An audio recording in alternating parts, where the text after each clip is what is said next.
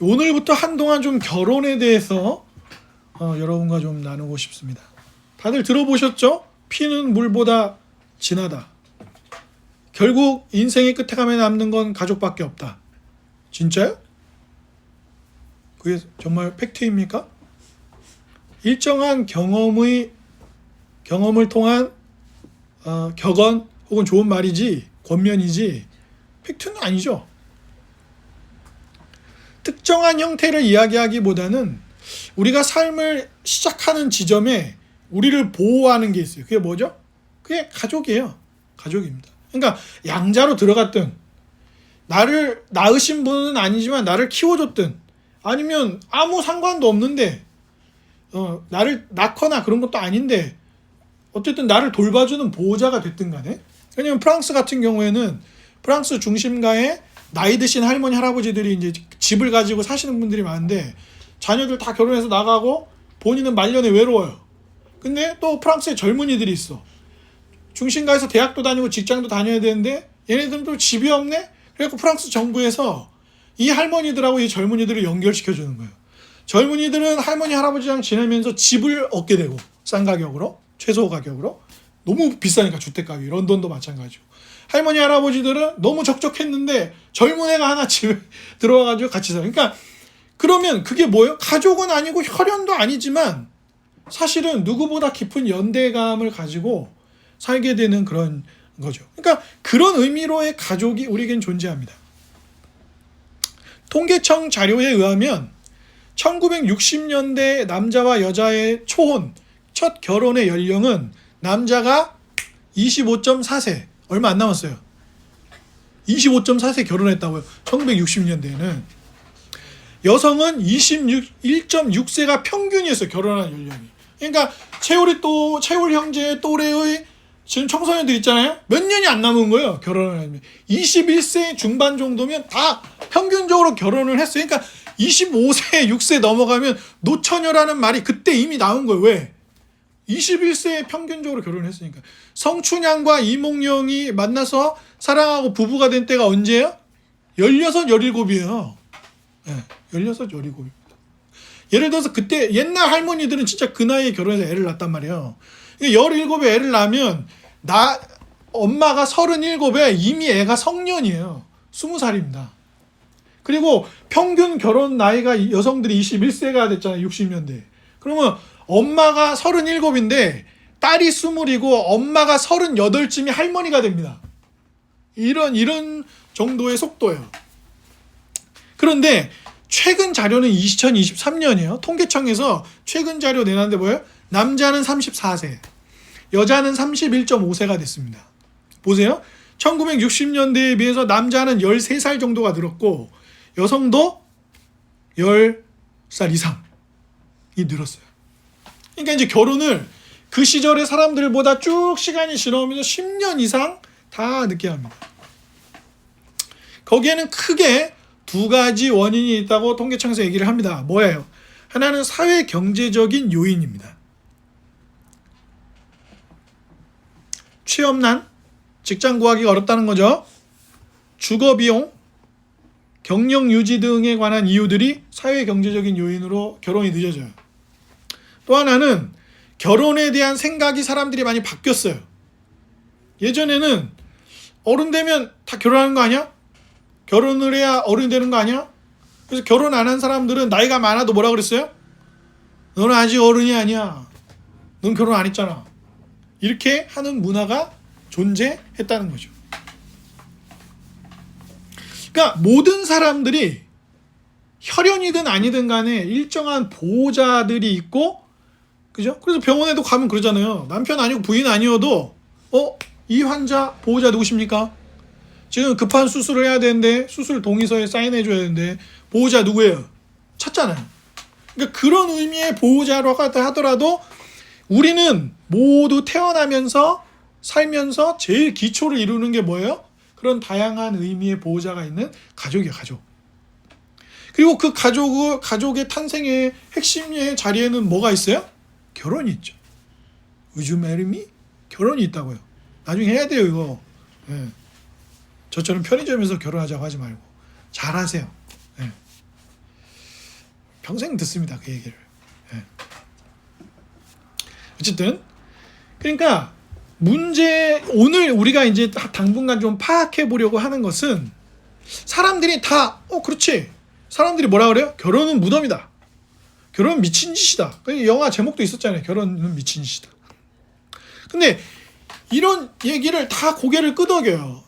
그 야노시오 씨가 추성훈 씨 부인이고 일본에서 되게 유명한 모델인데 나이가 많은데도 유명해요. 그분이 돈도 많이 벌고. 근데 그분이 이제 추성훈 씨가 아저씨라는 유튜브 채널을 열어갖고 막 100만 넘고 막 돈도 많이 벌고 잘하고 있잖아요. 언제 또 이제 그 조회수가 떨어질지 알 수 없지만 유튜브 세상은 그 제작진 있잖아요. 추성훈 씨랑 같이 유튜브 만드는 제작진이 야노시오 씨랑 유튜브를 또 시작했어요. 그래서 첫 영상 올렸는데 150만인가? 조회수가 뭐 바로 그렇게 빵 터지더라고요. 그래서 그 연출하시는 PD분이 젊은 분인데 결혼한 지 얼마 안 됐대요. 2달 됐대요. 야노시오 씨가 뭐라 하냐면 추 씨랑 나도 결혼하고 2년 동안은 우리도 뜨거운 부부였어. 그러면서 우리 이제 시간이 오래돼 갖고 그때 같지는 않아. 이런 얘기를 굉장히 우리가 많이 듣는 거예요. 그래서 우리가 오늘은 일단 2가지를 알아보려고 해요. 뭐냐? 사람들이 결혼은 무덤이야. 결혼은 미친 짓이지. 결혼을 하면 위험한 거야. 그러니까 이 채울 형제의 나이 때부터 나이 많은 청년들까지 다 계속 그런 얘기를 들어요. 결혼하면 처음에만 좋아. 나중은 안 좋아. 나중엔 되게 힘들어. 이런 얘기가 마치 무슨 학계의 정설처럼 받아들여져요. 해는 동쪽에서 뜨고 서쪽에서 진다. 지구는 하루에 한 바퀴 돈다. 지구는 태양 주위를 1년에 한 바퀴 돈다. 무슨 이런 과학적 진리처럼 이렇게 받아들여요. 이게 사실일까요? 오늘 제가 2가지를 여러분하고 얘기를 하려고 합니다. 첫째, 결혼하면 돈이 많이 들어. 그리고 결혼하면 오히려 재정적으로 더 경제적으로 스트레스도 많이 받고 힘들게 살게 된다. 이게 지금 많은 전 세계적으로 청년들이나 나이가 어린 친구들이 가지고 있는 결혼에 대한 고정관념이에요. 결혼하면 경제적으로 더 어려워진다. 자식 낳고 키우면 되게 힘들다. 하고 싶은 것도 못한다. 그러니까 결혼에 대한 두려움이 굉장히 큰 거예요. 실제로 많은 청년들이나 결혼 정년기에 있는 분들이 모인 자리에 가면 이런 얘기 되게 많이 합니다. 애 하나 키우는데 2억이나 든대. 야, 지금 내가 가진 통장에 가진 돈도 야 차라리 그거 애 키우는데 쓰느니 어떻게 해요? 나한테 쓰면 좋잖아. 집 사는 데 쓰고 나 여행 다니고 나의 경력을 키우고 나의 커리어를 키우고 나의 자기개발 능력을 키우고 언어 배우고 어학연수 갔다 오고 이런 데서 낫지 않아? 사실일까요? 많은 사람들이 결혼하려면 어느 정도의 경제적 안정을 만들어 놓고 결혼을 해야 된다고 생각해요. 그래서 많은 남성들이 그래도 내가 사랑하는 여자랑 결혼하는데 전셋집 하나 정도는 얻을 보증금 정도는 모아야 되지 않냐 이런 생각들을 많이 한다고. 또 서로의 삶을 생각하죠. 우리 인생의 커리어, 우리 각자의 어떤 자기개발 이런 걸 생각해요. 임신, 출산, 육아 생각하면 더 고민합니다. 그래서 뭘 하려고 합니까? 고정 수입이 보장되도록 노력을 해요. 그게 월급이든 아니면 투자를 해서 만들어 놓고 이자 받아 먹는 것이든 간에 부동산 해가지고 하는 것이든 고정 수입을 원합니다. 그리고 통장에 잔고도 어느 정도 있어야 된다고 생각하고 요즘 젊은이들은 많이 하니까 투자 포트폴리오까지 만들어요. 비트코인은 어떻게 할 거야? 부동산은 어떻게 할 거야? 주식은 어떻게 할까? 코스닥은 어떻게 할 거야? 코스피 지수에 대해서는 어떻게 할까? 해외 주식까지 우리 어떻게 할까? 이런 것까지 다 준비돼 있어야 결혼을 할 수 있다고 생각합니다. 그러니까 결혼하기가 너무 어렵고 20살 중반이면 결혼하던 남자들이 이제 34, 5이 돼도 결혼하기가 쉽지가 않은 거예요. 그러나 이전 세대에게 있어서 결혼은 경제적 기반을 갖췄기 때문에 결혼을 하는 게 아니라 경제적 기반을 갖추어야 하니까 결혼을 했어요. 다르죠? 생각이 다르다고요. 그래서 제가 요즘에 일부러 저희 집사람이랑 채우리는 제가 왜 저런 걸 좋아서 보나 보다 자꾸 이렇게 생각하는 것 같은데 제가 일부러 해외 커플들 사귀거나 결혼하는 걸 많이 보거든요. 근데 왜 한국 남자들이나 여자들이 해외의 여성이나 남성들과 결혼할까 생각하면 예전보다 한국이 더 선진국이 됐고 해외도 많이 나가고 다 맞아요. 근데 다른 지점이 하나가 있어요. 뭐냐? 준비되어야 결혼한다고 해외 사람들은 생각하지 않아요. 집을 준비해야 된다거나 투자 포트폴리오가 다 준비되어야 한다고 생각하거나 이러지를 않아요. 왜 다 준비를 해야 결혼을 하는 거야? 심지어 어떤 일본 여성분은 다큐멘터리 같은 데 출연을 했는데 그 여자분이 뭐라고 얘기했냐면 자기가 지금 남편이랑 사귈 때 남편이 그래도 내가 당신이랑 살기 위해서 이런 준비를 해야 돼. 그러니까 결혼을 기다려줘. 그랬다는 거예요. 그러니까 이 여자분이 되게 이상했다는 거예요. 야, 우리 나이에 직장 생활에서 그걸 어떻게 준비해? 너랑 나랑 결혼해서 살면서 하나씩 살림살이도 늘려가고 아이도 낳고 하는 거지. 아이를 낳을 준비 다 하고 집을 준비할 준비 다 하고 그런 준비를 다 할 거면 우린 결혼 못해. 50살 돼야 할 수 있을까? 그 여자분이 먼저 그 얘기를 했다는 거예요. 우리가 결혼해서 만들어서 처음에 이분들이 결혼해서 원룸에 살았대요. 아주 작은 원룸에. 근데 지금은 방 2개인가 3개가 있는 아파트 이사를 했거든요. 근데 이 여자분이 남편한테 뭐라 그러냐면 자기는 원룸 시절로 돌아가고 싶다는 거예요. 네. 짐도 줄이고 왜 불필요하게 방이 많아야 되고 공간이 더 넓어야 되는 거야? 나는 원룸에 살아도 내가 사랑하는 사람 이렇게 살아도 자기는 그 시절에 그 시절이 불행했어. 작은 집에 살아서 우리는 너무 불행해. 그렇게 생각하지 않았다는 거예요. 그러니까 한국인들의 경우 더 거기에 압박감을 받는다는 거예요. 집을 준비하고 경제적인 포트폴리오를 만들고 그러니까 이게 되어야 한다고 생각하니까 못하는데 외국인 남자나 외국인 여성은 아니 당신과 함께 살면서 앞으로 그런 것들을 할 수 있으면 또 만들어 가는 거지 라는 생각 자체가 다르다는 거죠. 우리에겐 이미 그런 압박하는 문화가 있는 거예요. 그런데 제가 충격적인 사실을 지금부터 말씀드릴 테니까 진실을 말씀드릴 테니까 잘 들어보세요. 통계청 자료를 비롯한 우리나라 연구진들의 많은 연구적 결과도 그렇고 미국이나 해외 연구 결과도 마찬가지인데 미혼자들보다 결혼한 사람들이 장기적인 자산 축적에 훨씬 더 유리하다는 게 보편적 연구 결과입니다. 전혀 충격을 받지 않으시죠. 혼자 살면서 애 안 낳으니까 나는 2억 모은 거야. 애 둘 안 낳으면 나는 4억 모은 거야. 이렇게 생각하지 아니라는 거예요. 오히려 결혼을 한 가정들이 그러니까 추적 연구를 한 거예요. 장기적으로 자산을 만들거나 하는 일들이 훨씬 유리해요. 미국 같은 경우에도 1992년에 은퇴자 현황 조사를 한 연구가 있어요. 여기에 따르면 지속적으로 결혼 생활을 한 사람들이 그렇지 않은 사람들과 비교해서 75% 정도 이상 더 안정적 경제 생활을 하고 있었어요. 더 기가 막힌 결과는 비슷한 교육 수준이나 경력을 가진 남자들이 있는데 결혼을 했냐 안 했냐의 유무로 따져보았을 때 최소 10에서 40% 정도 더 많은 수입을 가지고 산다는 결과가 나왔습니다. 이거는 한국도 마찬가지예요. 그러니까 사람들은 결혼하면 결혼 생활과 아이 낳고 키우는 것 때문에 자기가 재정적으로 훨씬 문제가 생겼다고 생각하는데 실제로는 그렇지 않다는 거예요. 그리고 이것은 심리적인 요인이나 사회적인 요인도 작용합니다. 그래서 결혼한 분들이 장점으로 얘기하는 것 중에 하나가 내 편이 생겨.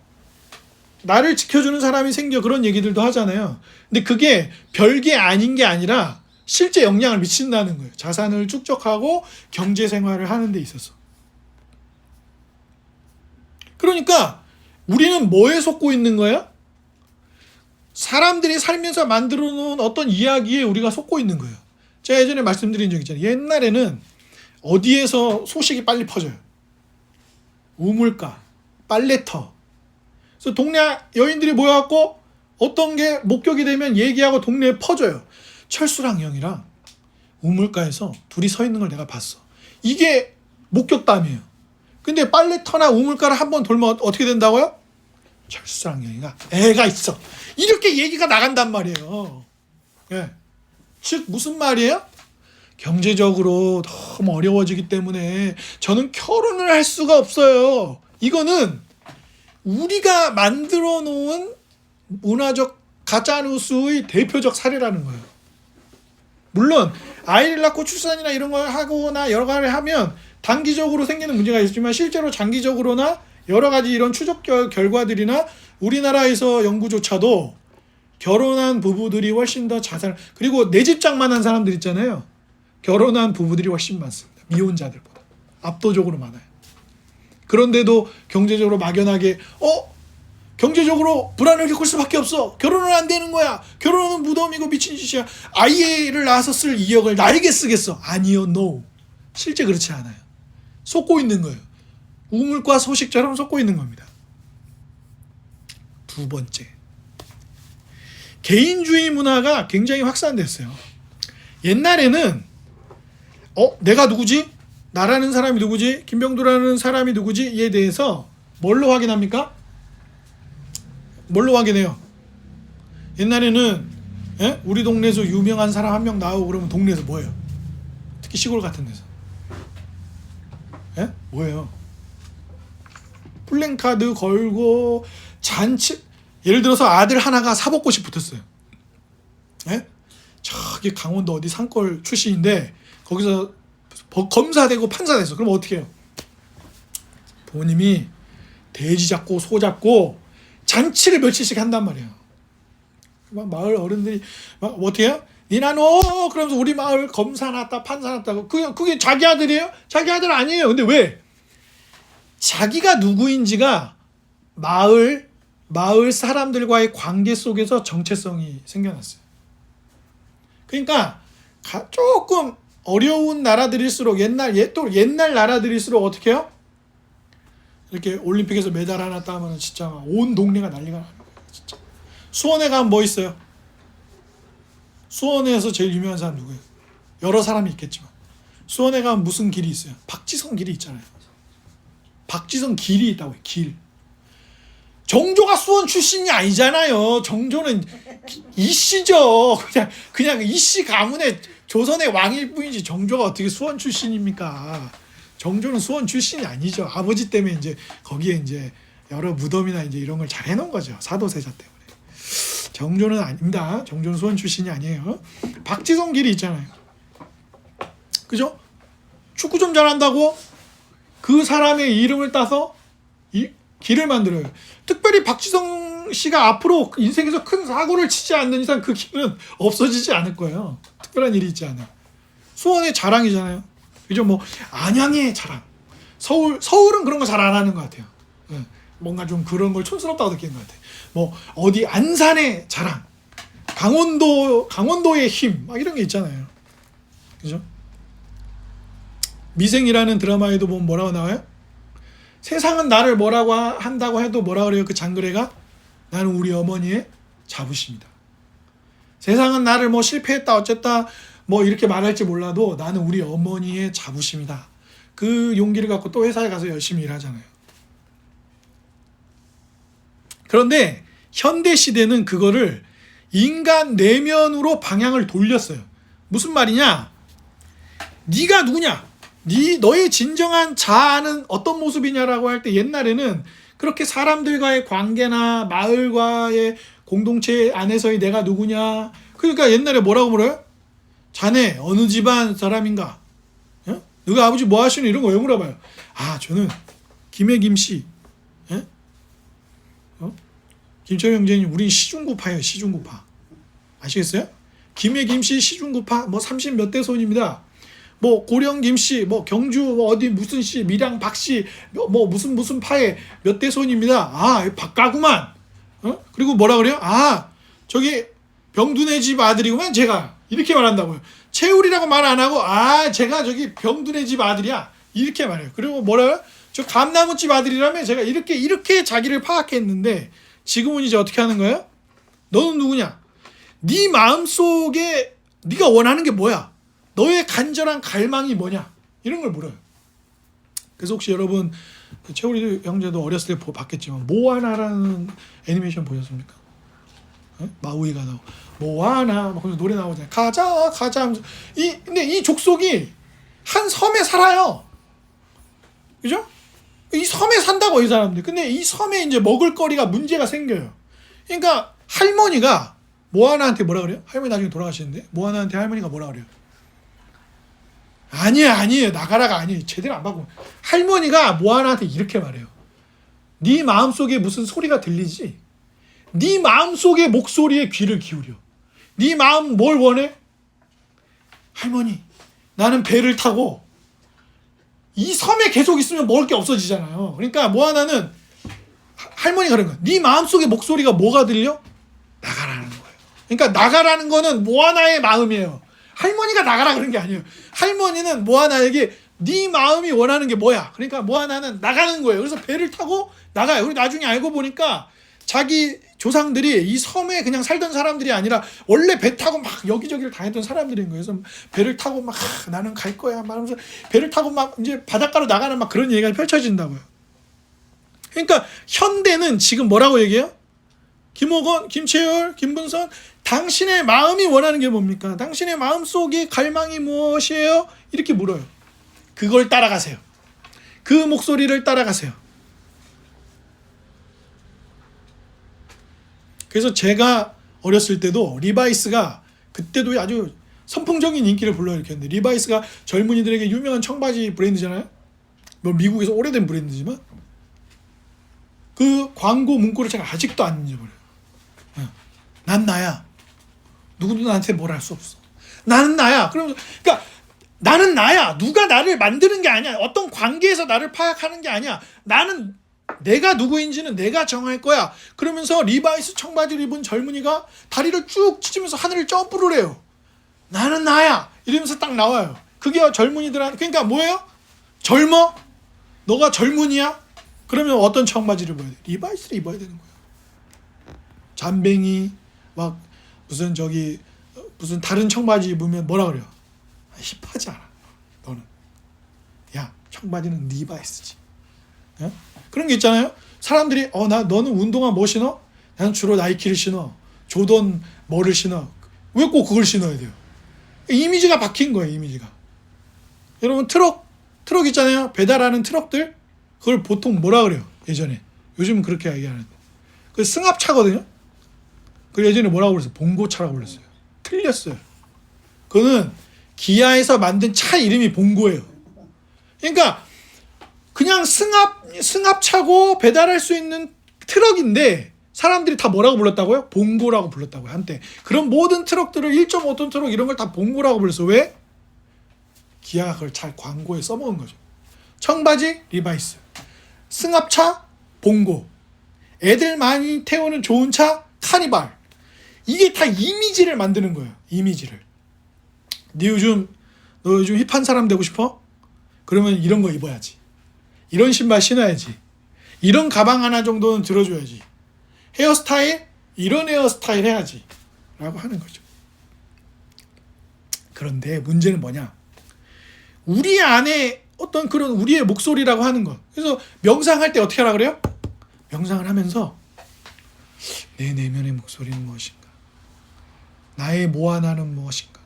나의 내면은 나에게 무엇을 말하는가? 그래서 갑자기 직장생활 잘하고 있다가 나의 마음속 목소리는 세계 일주를 하라는 거예요. 근데 그게 잘 되면 유퀴즈에 나올 수 있죠. 대기업을 다니시다가 어떻게 세계 여행을 하시게 됐습니까? 제 마음속 목소리를 딱 이게 되지만 유퀴즈에 못 나면요.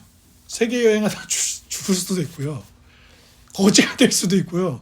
사고가 날 수도 있고요. 뭐 알 수 없어요. 다. 유튜버 하면 다 곽튜브나 이런 사람처럼 다 유명한 여행 유튜버 됩니까? 유튜버가 됩니까? 뭐 똑같은 걸 뭘 시도하면 다 박진영처럼 되고 그런 JYP 같은 엔터테인먼트를 세울 수 있고 SM이 되고 하이브를 만들고 BTS를 만들 수 있나요?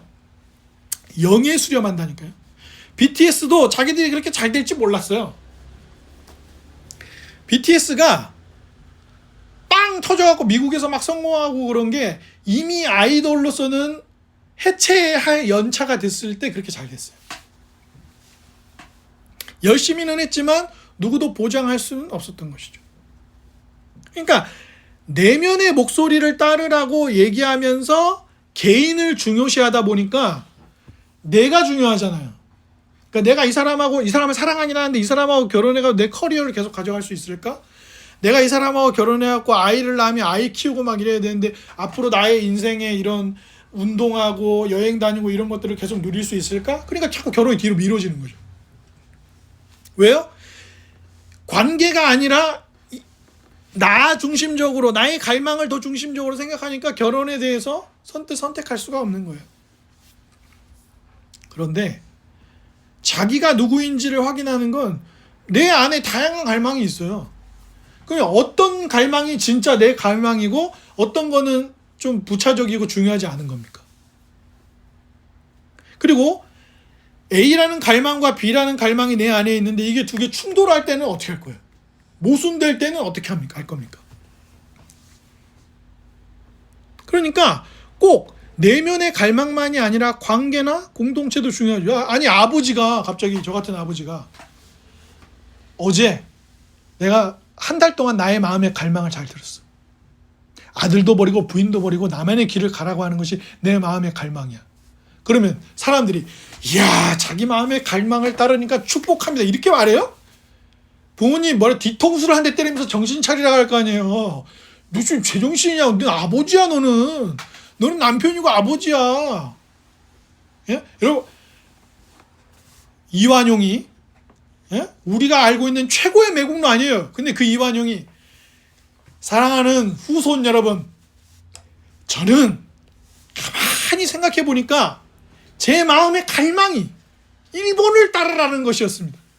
그러면 우리가 야 이완용은 자기 마음을 갈망을 따라 아주 개인적으로 자아 성취를 한 사람이야. 그러면서 우리가 그 사람을 축복해 줄 수 있어요? 나라를 팔아먹고 사람을 죽이고 폭력을 행한 그런 걸 누가 이해해 줄 수 있습니까? 그거는 말이 안 되는 거예요. 그러니까 내면의 갈망, 그럼 만약에 어떤 내면의 갈망을 따르는 거는 윤리적이고 어떤 내면의 갈망을 따르는 건 비윤리적이라고 한다면 그 기준은 뭐예요? 그죠? 그걸 세울 수가 없단 말이에요. 그런데 그러니까 이게 우리 현실이에요. 결혼이라는 것이 존재하고 가정이라는 것이 존재하고 꼭 결혼이 아니라도 나의 보호자로 점철되어 있는 이 최소한의 공동체를 이룬다고 할 때 우리는 이런 큰 루머 두 가지에 휩싸여 있다는 것이죠. 고린도전서를 보면 모든 성인이, 이미 제가 고린도전서 설교하면서 여러분들과 나눴지만 모든 성인들이 반드시 결혼해야 한다라고 이야기하지 않습니다. 그건 맞아요. 그러니까 결혼이 모두에게 반드시 있어야만 하는 일은 아닙니다. 그러나 창세기는 결혼이 단순히 인간들이 필요해서 만든 제도가 아니라 하나님께서 세상을 지으시면서 창조와 함께 인간에게 주신 복으로 우리에게 주어져요. 꼭 결혼해야만 인간성이 온전히 실현된다고 주장할 수 없습니다. 그러나 결혼이 신석기 시대에 이제 재산이 생기고 재산권을 보호할 목적으로 생겨났을 뿐이기 때문에 마음대로 바꾸거나 폐기할 수 있다라는 주장도 맞을 수 없습니다. 하나님께서는 결혼을 우리를 위해 만들어 주셨고 인류가 꽤 많은 사람들에게는 결혼하도록 우리를 지으셨습니다. 그래서 오늘 우리가 읽은 본문에 보면 아담과 하와가 서로에게 어떤 존재예요? 돕는 배필입니다. 돕는 배필이에요. 여기서 돕는다는 말의 히브리어 단어는 에제르라는 단어예요. 보통 군사적으로 병력을 보강할 때 쓰는 표현입니다. 많은 적이 눈앞에 있을 때 지원해주는 지원군을 설명할 때 쓰는 단어예요. 이 에제르라는 단어가. 즉 돕는 배필로 남자와 여자가 서로에게 함께 있다는 것은 내게 없는 부분을 보완해줄 힘을 갖춘 존재를 말하는 것입니다. 한편으로 배필이라는 말은 같으면서도 정반대의 모습을 가진 돕는 자라는 의미예요. 퍼즐 조각처럼 서로 똑같으면 퍼즐을 맞출 수 있나요? 맞출 수 없죠. 모양이 똑같으면 퍼즐을 어떻게 맞춰요? 하지만 아무렇게나 마음대로 생겨서도 안 되죠.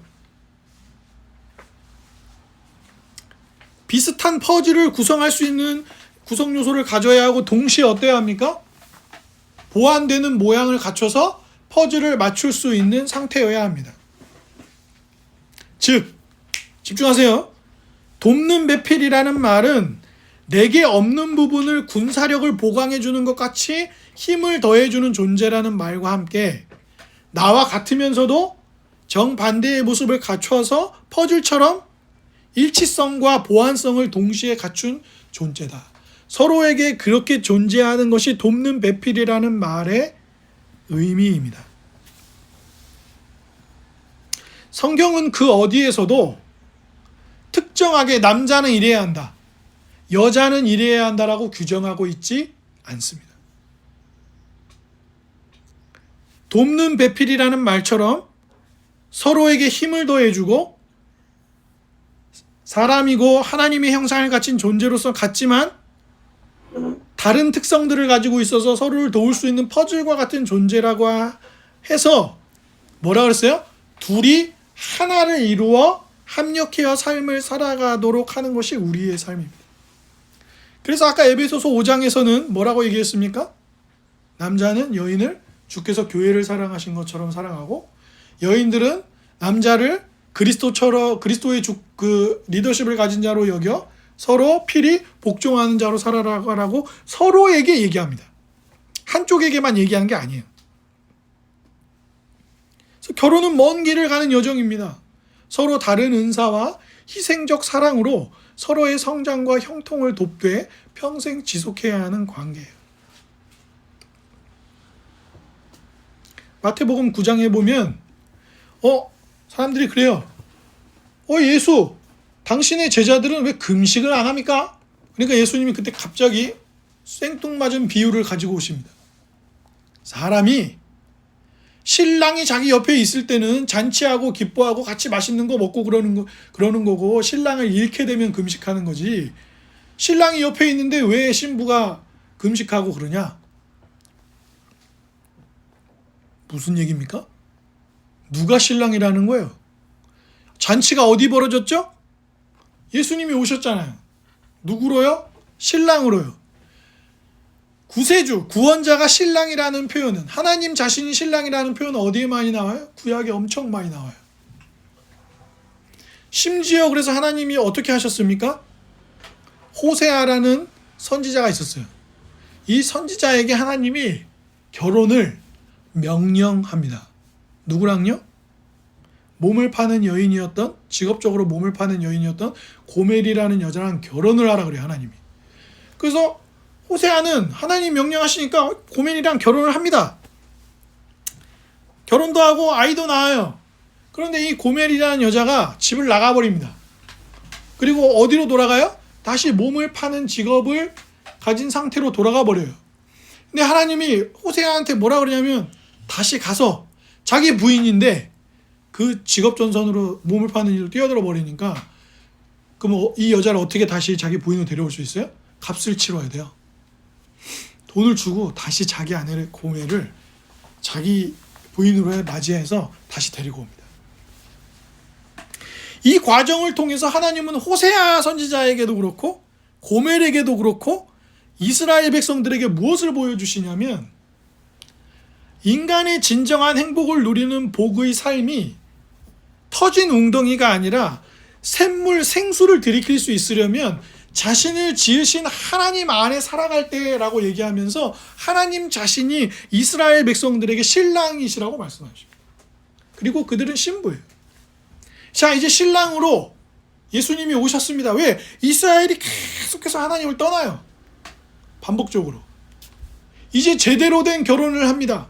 그 제대로 된 결혼을 하기 위해 누가 옵니까? 약속한 메시아 구원자 그리스도가 옵니다. 기름 부음을 받은 그분이 오세요. 그래서 그분이 오셔서 무엇을 하십니까? 하나님이 아닌 다른 것들로 자기를 즐겁게 하려고 하고 유쾌하게 하려고 하고 쾌락을 누리려고 하는 우리들의 진정한 신랑이 되셔서 오신 거예요. 그러니까 예수님이 그 금식을 따지는 사람들에게 내가 신랑인데 신랑인 내가 지금 제자들과 같이 있잖아. 근데 왜 내 제자들이 슬퍼하고 금식해야 하지? 지금은 잔치의 시간이야. 그 잔치는 신랑이신 하나님이 내가 여러분 너희들의 삶에 함께 하는 거야. 결혼식에 포도주가 떨어졌어.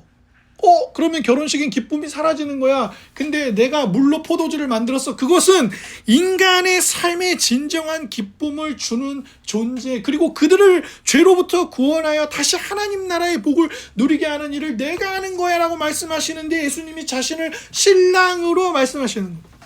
그리고 사도들은 이 결혼이라고 하는 것이 얼마나 신비로운가를 얘기하면서 남편과 아내들을 향하여서 신랑이신 하나님이 우리의 삶의 진정한 기쁨과 연합의 하나 되는 진정한 아름다운 연합으로 우리의 삶을 성령님 안에서 새롭게 만들어가는 것이 우리의 삶의 진정한 소망이에요. 사도 바울이 로마서에서 뭐라 그래요? 성령의 생명의 법이라고 그래요. 더 이상 우리의 삶을 죄와 사망의 법이 지배하는 것이 아니라 성령의 생명의 법이 우리를 이끌어가니 우리가 소망이 있다라고 얘기한단 말이에요. 그것이 신령한 몸을 입는, 성령이 다스리는 삶을 겪는 부활을 믿는 자들의 삶이라고 사도 바울이 설명한단 말입니다. 즉 결혼이라고 하는 것은 예수 그리스도를 믿음으로 가족이 되는 것은, 하나님 나라의 백성이 되는 것은 그리스도를 통하여 우리의 신랑이신 하나님이 우리를 아름다운 신부로 부르시고 더 이상 죄와 사망의 법 아래 지배당하는 망가진 신부가 아니라 그리스도를 통하여 정결케 된 새로운 신부로 우리를 부르시는 것을 뭘로 누려요? 이 땅에서 결혼이라고 하는 것, 가정이라고 하는 것, 공동체라고 하는 것을 통해서 우리에게 맛보게 하시는 거예요. 내 뼈 중에 뼈, 살 중에 살. 우리가 신혼 시절엔 참 정말 서로를 귀히 여기고 사랑했지. 이 새끼 양발을 아직도 뒤집어서 사방팔방 던지는 놈이 아니라 나의 사랑.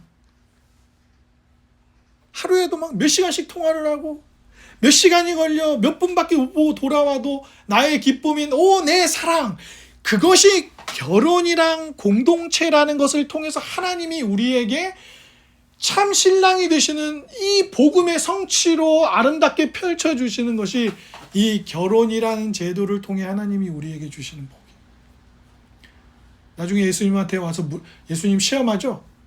예수님, 한 여자가 있었습니다. 1번 남편이랑 살았는데 1번 남편 죽었어요. 그래서 2번 남편이랑 결혼했습니다. 2번 남편이랑 살았는데 2번 남편도 죽었고 3번 남편도 죽었고 4번도 죽고 5번도 죽었고, 이 여자가 다시 하나님 나라 가서 부활하고 그러면 이 여자의 진짜 남편은 누굽니까? 그러니까 예수님 뭐라고 하셨어요? 3번이다 이렇게 얘기하셨네. 그 여자가 제일 사랑한 사람이지? 아니에요. 얘는 구원이 뭔지도 모르고 하나님 나라가 뭔지도 모르니까 오해하고 있구나. 그때는 그런 식의 결혼, 그런 관계로 우리가 특징 지어지지 않는다. 그때는 우리가 하나님 안에서 하나님 나라의 백성으로 진짜 서로 연대하고 함께 살아간다는 것이 무엇인지, 이사야 선지자가 보았던, 말이 돼요? 사자가 어린 양이랑 함께 뛰논다는 게? 사자는 어린 양을 어떻게 해야 됩니까? 김철영 선생님, 잡아먹어야죠. 맞아요? 호랑이는 토끼를 어떻게 해야 돼요? 잡아먹어야죠. 근데 호랑이가 토끼가 막 호호호 막 이러면서 즐겁게 그게 하나님 나라라고요. 왜? 우리를 만드시고 구원하시는 하나님 나라의 생명이 우리를 그것으로 이끌기 때문이에요. 그러므로 주 안에 사랑하는 여러분, 결혼은요 경제적으로 스트레스를 받아서 못할 일이 아니고, 개인의 삶을 망가뜨리고 커리어를 망가뜨리고 나 중심의 삶을 살지 못하기 때문에 안 해야 될 것이 아니에요. 내 마음의 갈망을 따르는 것이 아니라 이 결혼을 허락하시고 우리의 진짜 신랑 되시는 하나님이 그리스도를 통해서 우리 서로를 돌보게 하신 것. 제가 대학 시절에 저한테 식권 사주고 밥 사주고 자기 하숙집에 와서 마음껏 먹고 자도 괜찮도록 저를 보호해주고 이런 선배들이 아니었으면 전 대학을 졸업하지 못했을 거예요. 근데 그 사람들 왜 그랬을까요? 저한테 뽑아먹으려고. 나중에 야 병대야 너 나중에 큰 교회 목사 돼가지고 돈도 많이 벌고 그렇게 되면은 그때 돼갖고 나 좀 챙겨주고 돈도 주고 막 그래야 돼. 나 람보르기니 사주고 그래야 돼. 그래서 저한테 잘해줬을까요? 아니에요. 그 밑바탕에는 뭐가 있는 거예요? 그리스도께서 사도들을 위해 생명을 던진 것, 제자들을 위해 자기의 생명을 주신 것, 교회를 아름다운 신부로 만들기 위해 자기의 피와 살을 찢고 흘려주신 것, 그것이 우리를 참 하나 되는 하나님 나라의 사자 어린 양이 뛰노는 삶으로 부르는 것입니다. 그래서 결혼은 정말 할만하고 복된 거예요. 왜?